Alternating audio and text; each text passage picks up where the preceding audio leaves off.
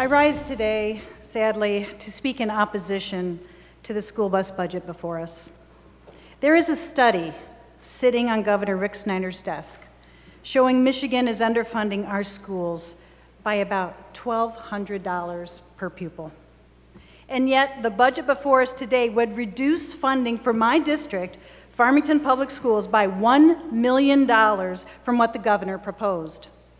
Instead of cutting $1 million from the executive recommendation, the House Democratic plan would have provided an increased amount of that same amount by $1.4 million.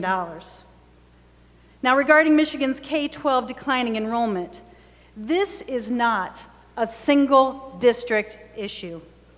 It is an issue all over our state, in Republican and Democratic districts alike, and especially in rural areas.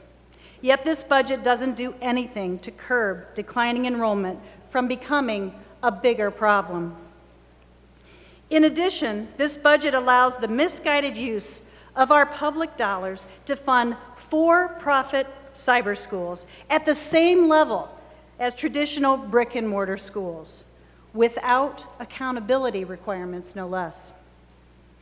So here's the thing. The less we fund our traditional public schools, the less likely they will have the resources they need to be successful. And around we go. Now, this budget, it isn't all bad, and I will recognize that. I was encouraged to see that this budget provides increased funding for at-risk districts as well as hold harmless districts. Although the budget defines at-risk students in my district only worth 50% of what at-risk students in other districts receive. To me, an at-risk child is an at-risk child. I am also pleased that this budget maintains the additional MIPSERS funding at a lower assumed rate of return. See, for me, public education is a priority investment. I believe that a budget reflects our priorities. And while I mentioned a few highlights, this budget doesn't meet enough priorities to give it my support.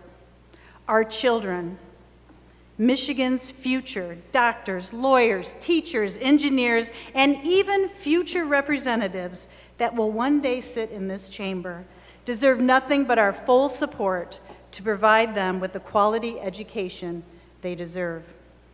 Simply put, today's students deserve equal access to tomorrow's opportunities.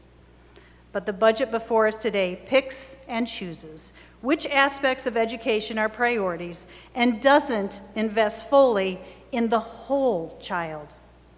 With that, I ask my colleagues to join me in a no vote for this bill. Thank you, Mr. Speaker. Thank you, Representative.